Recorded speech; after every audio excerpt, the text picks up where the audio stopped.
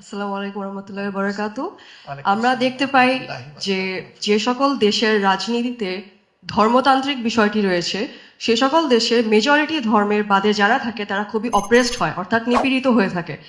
এমনকি তাদের নিজেদের ধর্মের মানুষজনও খুবই আনফেয়ারলি জাজড হয়ে থাকে। এখন আপনারা যেহেতু একটি ইসলামতান্ত্রিক পলিটিক্যাল পার্টি, অনেকে ভয় পেয়ে থাকে যে আপনাদের ক্ষেত্রেও একই রূপই দেখা যাবে। তো আমার প্রশ্নটি হচ্ছে, আপনি কি মোরাল পুলিশিংকে সাপোর্ট করবেন নাকি এর বিরোধিতা করবেন, এবং যারা মোরাল পুলিশিং করে তাদের প্রতি কি যথাযথ অ্যাকশন নেওয়া হবে? Thank you. ওনার দুটি কনসার্ন উনি রাইজ করেছেন। ফার্স্ট কনসার্ন হচ্ছে, দুনিয়ার দিকে তাকালে যে সমস্ত ধর্মতাত্ত্বিক দেশ আছে সেখানে এক ধরনের চাপাচাপি করা হয় মানুষের উপরে। মানুষ যা চায় তাও মানুষকে ডেলিভারি দেওয়া হয়, মানুষ যা চায় না ওইটাও মানুষকে বাধ্য করা হয়। দুই নম্বর হচ্ছে, বিশেষ করে উনি সেকশন আলাদা করেন নাই, মরাল পুলিশিং এর কথা বলেছেন যে আমরা ক্ষমতায় গেলে ওই রকম মরাল পুলিশিং সিস্টেম চালু হবে কিনা, যেহেতু আমরা একটা ধর্ম based party.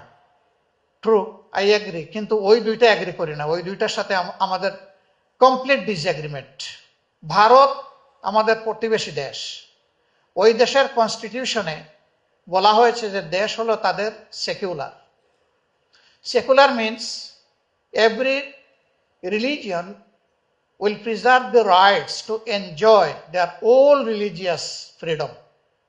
But in fact এটা নেই সেখানে। বরঞ্চ এই কয়েকদিন আগেও দেখেছেন খ্রিস্টান সম্প্রদায়ের লোকদেরকে মব করে হত্যা করা হয়েছে, বাংলাদেশ তার প্রতিবাদ করেছে। এর আগে দেখেছেন অন্যান্য ধর্মাবলম্বী বিশেষ করে মুসলমানদেরকে সেখানে করা হয়েছে। তো কি হলো, সেখানে সংবিধানে তো লেখা আছে, ওই সংবিধান তো ফাংশন করছে না।